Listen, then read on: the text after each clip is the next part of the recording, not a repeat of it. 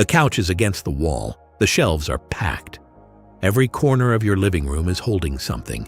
A basket, a stack of books, a plant that's slowly giving up, a throw blanket that's been on the floor for 3 days. You've tried rearranging, you've watched the videos, you maybe even bought a new set of matching baskets once, convinced that this time it would finally feel right. It didn't, because the room is still saying too much. It's still loud, even when you're the only one in it. And in a small space, there's nowhere to look that gives your eyes a place to rest. Every surface is a reminder of something unfinished, something to deal with, something that just doesn't belong, and yet somehow keeps staying. There's a different way to think about this, and it doesn't require a bigger apartment, more storage, or another trip to the home goods store. It begins with understanding something that feels counterintuitive at first. A living room that holds back, that chooses to show less, can feel more alive, more layered, and more peaceful than one that shows everything. This video is going to walk you through the principles that make that shift possible, not through more effort, but through a different kind of seeing. Stay until the last section. The final principle is the smallest one to practice, and it tends to change how you experience your home every single day. There is a Japanese word for this, yugen. It doesn't translate neatly, but its closest meaning is something like subtle depth, beauty that is felt rather than explained, presence that is suggested rather than declared. It is the feeling of looking at a fog-covered mountain and sensing something vast behind it, not despite the obscurity, but because of it. Yugen is what a living room can carry when it holds something back. When one plant stands alone on a shelf instead of 5 objects competing. When a single candle sits in a corner with nothing beside it. The suggestion of a thoughtful, lived-in space becomes more powerful than the display of one. Think about what most small living rooms do. They fill. Every shelf, every corner, every surface becomes a home for something. Not because the person who lives there wants clutter, but because more always feels safer than less. More storage means more prepared. More decoration means more effort. More objects means more personality. But in a small space, this logic inverts. Every added object takes up not just physical space, but visual attention. Your eyes land on it, assess it, move on. Multiply that by 30 surfaces, and your mind has been working since you walked in the door. This is why you feel tired in a room you thought you decorated. Not because it's ugly, because it's asking too much of you. The first shift is not about removing things. It is about practicing subtraction as a design choice, not a failure. In Japanese aesthetics, the word ma describes the meaningful pause between things, the space that gives shape and breath to everything around it. A room needs ma. A shelf needs space between objects the way a sentence needs pauses between words. Without it, everything blurs. Try this. Choose one surface in your living room. One shelf, one side table, one corner, and remove everything from it. Then put back only one thing, just one. It could be a small plant, a ceramic bowl, a single book standing upright. Sit across from it. Notice what changes. The one object becomes something you actually see instead of something your eyes pass over on the way to the next thing. The second shift is about understanding what a small living room is really for. Not for storage, not for display, for living. For the specific quality of time that happens in a room where nothing is pulling at you. When a room holds too much, it holds your attention hostage.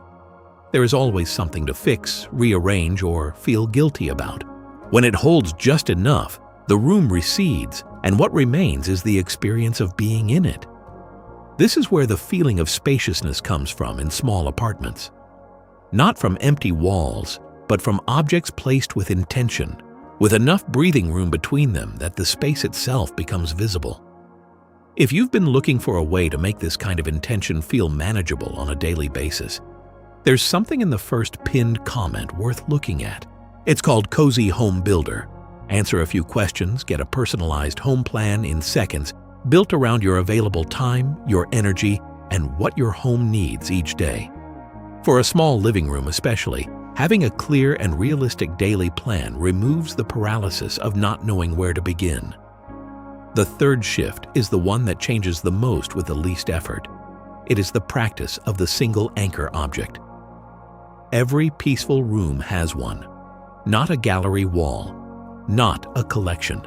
One thing that holds the room's visual attention: a low wooden coffee table, a tall plant in the corner near the window, a handmade ceramic vase on a shelf with nothing beside it. The anchor doesn't need to be expensive or rare. It needs to be intentional. When you walk into the room, your eyes should be able to find it without effort. And once they do, the room settles. The anchor is what gives the space its feeling of purpose, without noise. The fourth shift returns to Yugen directly. A living room does not need to show everything you love. Some of what you love can live elsewhere. In a drawer, in a closet, in another room entirely. The objects you keep visible in your living room should be chosen the way a poet chooses words. Not because they're all true, but because these specific ones in this specific arrangement create the feeling you're after. A single small plant in a corner suggests a person who tends to living things. One book on a side table suggests a person mid-thought. A ceramic cup left on a coaster suggests a quiet morning just passed. These fragments tell a richer story than every object displayed at once. The fifth shift is about maintenance, and it is smaller than you think. A peaceful small living room does not stay peaceful through deep cleaning sessions. It stays peaceful through one daily habit, a 2-minute reset. Before leaving a room or before going to sleep, no more than 2 minutes of returning things to where they belong. That's it. The home maintenance tracker included with Cozy Home Builder breaks this into daily, weekly, and monthly actions that prevent accumulation before it starts. Nothing dramatic. Just small moves, consistently. What this video was really about was not decoration. It was not storage.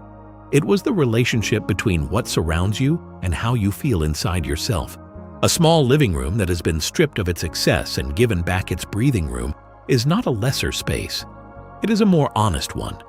It reflects something real about the person who lives there, that they have chosen quality of experience over quantity of things, that they know the difference between a space that performs and a space that restores, that they have decided quietly that coming home should feel like arriving somewhere. If you're ready to start building that kind of home, Cozy Home Builder is the tool designed exactly for this. It creates a personalized daily home plan based on your real life, your available time, your energy level, and what your space actually needs today. No guilt about what didn't get done, no overwhelming list, no wondering where to begin. Just a clear, realistic plan that fits inside the day you actually have. And the home maintenance tracker means nothing ever accumulates to the point of overwhelm again. Find it in the first pinned comment or scan the QR code on screen right now to go directly to the page. Your living room doesn't need to be larger, it needs to be lighter.